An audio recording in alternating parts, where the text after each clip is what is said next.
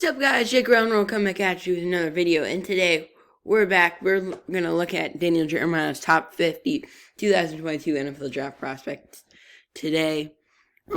This we can be a little bit more critical than mock drafts because in mock drafts, it's like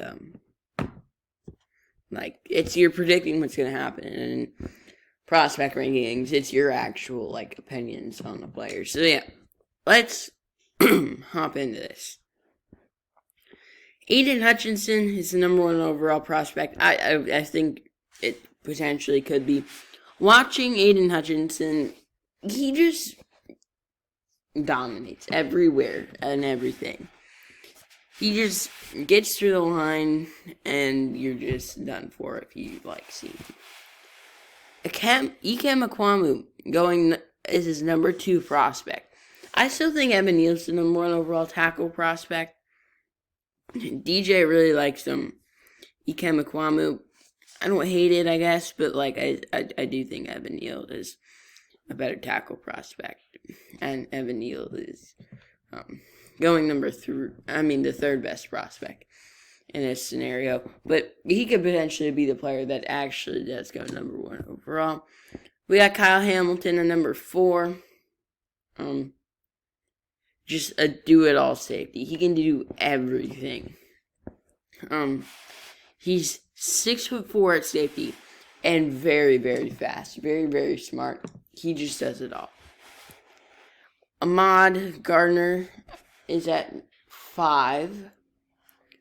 I think Ahmad Gardner is really good as well. He's going to be pretty good in Madden as he's 6'3". He's pretty fast overall. And he could be potential CB1. I don't know who I have CB1 right now. Might be Ahmad Gardner, honestly. I'll have to do more thinking. Thibodeau at 6 is really interesting. I would probably have him higher than Ahmad Gardner, just because he looks really good. I don't think he's better than Hutchinson, though. I still think that Hutchinson's better than he is. But I do like Kayvon Thibodeau. Another guy that I really like, Nakobe Dean. He's undersized, but oh my, is he good. He does everything for the Georgia defense that was top in the nation this year. And he could potentially fall to the back end of the first round. And a good team could get a very good linebacker. Devin Lloyd at 8. I think Devin Lloyd's also a pretty good player. He just sees everything. He's also very good. I just think Nakobe is just a little bit better. Garrett Wilson is very good. I hope Garrett Wilson goes to the Browns. And there's just a guy that I hope the Browns get every single year. In last year, it was Owusu-Koramoah. They didn't take him on day 1, but they took him on day 2, so I was overall pretty happy with that. This year's Garrett Wilson. In 2020, it was Isaiah Simmons. That obviously did not happen, but it's not like Isaiah Simmons has been that great so far in the NFL. 2019, the Browns did not have a first-round pick, so I wasn't really one thing anyone. But in 2018, I wanted I wanted Saquon, but they didn't take him.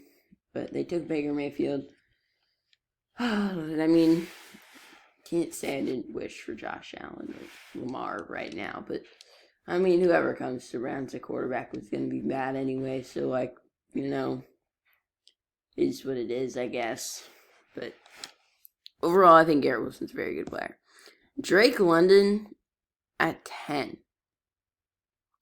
I've not watched a lot of Drake London. I have not watched Drake London. But I think he's going to be a really good player. He's 6'5" at wide receiver. He's going to be a very good player that a lot of teams are going to want to this size. He's very good. Treylon Burks, I sound confused. DJ is comparing Treylon Burks to AJ Brown. Treylon Burks is really good. All these receivers, man, they're kind of tall. I think Garrett Wilson's even 6'2". 6 foot? I didn't think he was 6 foot. I thought he was 6'2". He feels taller. Treylon Burks is also a very good player. Derek Stinglin DJ does not like the inconsistent play from Stinglin in 2020 and 2021. He had him drop a little bit in his mock draft. But overall, I think Stinglin's a pretty good player. I feel like he needs to be more aggressive when he's tackling and stuff. I mean, but tackling is not necessarily cornerback. McDuffie is slightly undersized, but McDuffie's really good. He can play safety or corner. He's not out of position very often, and he's a very talented player.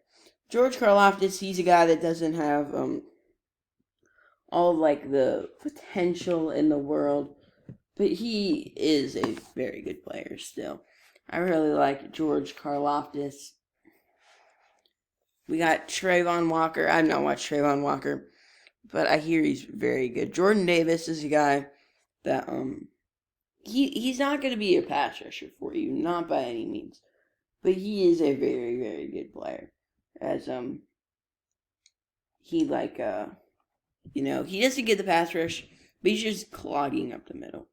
Kenyon Green, haven't watched. Kenny Pickett at 18 is interesting.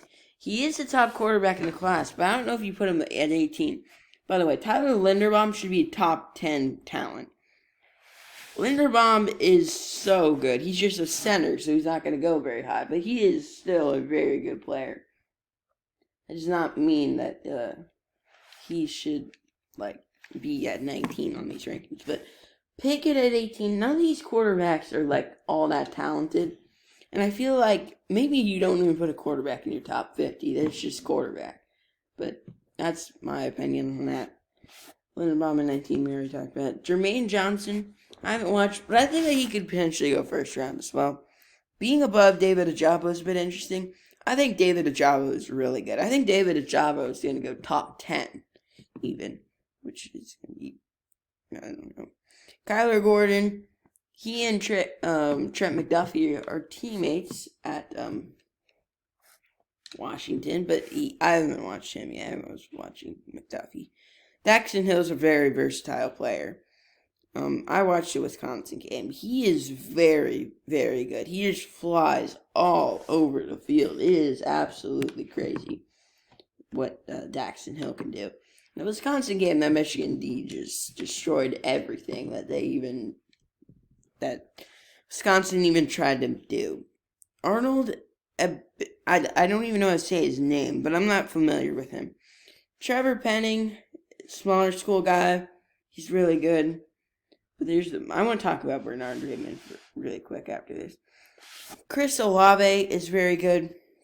He's got terrific speed. He's a very good route runner.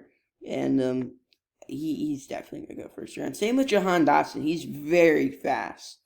In and out of his... he's a very good route runner as well. He has great hands. Ultimate playmaker in the Penn State. Now here's Bernard Raymond. He is not a D1 guy. And at the Senior Bowl yesterday, he was getting dominated by D linemen, which is gonna definitely hurt his draft stock for sure. I don't know what NFL scouts are gonna think of his Senior Bowl performance, as it was definitely not elite as far as I'm concerned. Charles Cross, I haven't got to him yet. I haven't gotten to a lot of guys. I need to start watching more tape. It's not a great video so far. But, yeah. Jamison Williams. Now, there are a lot of fast, good route runners in this class. Another one is Jamison Williams. He's going to drop in the draft due to injury in the college football playoff, which is definitely going to hurt his stock, but I think he's a great player. If he falls to the Browns in the second round, the Browns are silly not to take him. If the Browns... Okay, here's the dream offseason for the Browns. You release Jarvis Landry, you save $15 million, and you go get Chris Godwin, which is only going to be $5 million more than Jarvis Landry. The Browns have the money, I think. They're not that cap strapped. And if Baker continues to play bad, then you don't have to draft a quarterback, which is good. But, the Browns could have Godwin, Garrett Wilson, Jamison Williams. Nobody is stopping them. That's the thing there. And their offense would just be very explosive. Quay Walker at 31. I don't know. I haven't watched Quay Walker. I'm just saying this about everyone. Andrew Booth, Jr. I really like Andrew Booth. I think he could go definitely to early, and DJ has him at 32. But I don't think he's that bad. I think might even. Oh, well, you know what I'm thinking about it. I don't know what he is, really. Corners, there are a lot of good corners in this draft. I like Stinglin, Booth, Gardner, Mccreary, Trey McDuffie. There's Kyler Gordon as well. There are a lot of guys that could potentially go first round at corner. Seth Spiller is a really good player. I haven't really watched him, but when I turn on like A&M, he's like dominating. So like, but running backs there's not gonna be a running back that probably goes first round. Matt Corral at 34, undersized QB, we all know, but like he's very athletic and with a great arm. I don't know if he's gonna fall in the draft due to his injury, but he's a very good player. Malik Willis had a very good Senior Bowl. I would have probably even potentially thought Sam Howell would have been better than him. All these quarterbacks had great Senior Bowls. Carson Strong delivered a strike. I was watching one of his passes. Carson Strong I think Carson Strong will compete for QB1. Carson Strong was very good yesterday.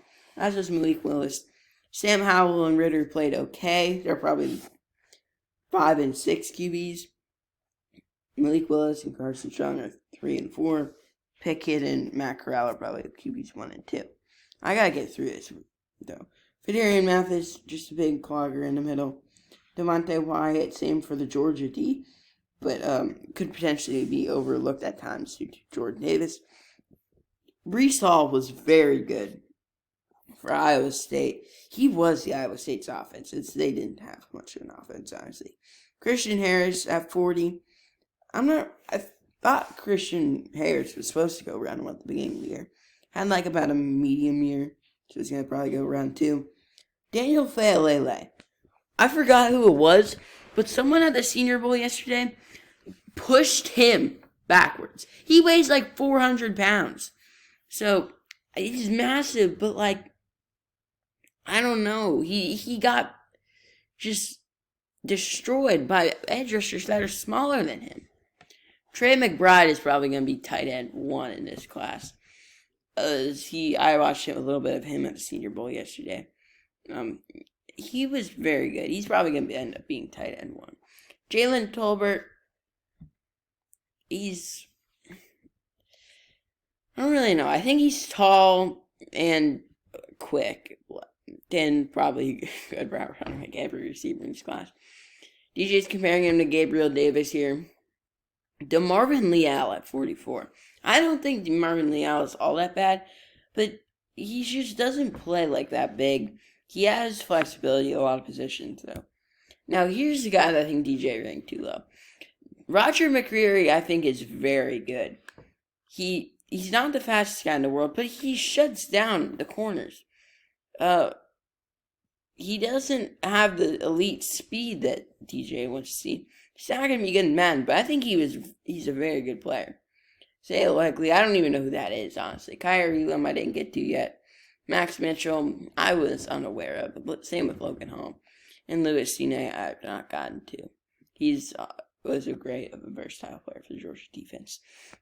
Alright, that's reacting to DJ's top 50 players. Hopefully by the next time this comes around, I've watched more players.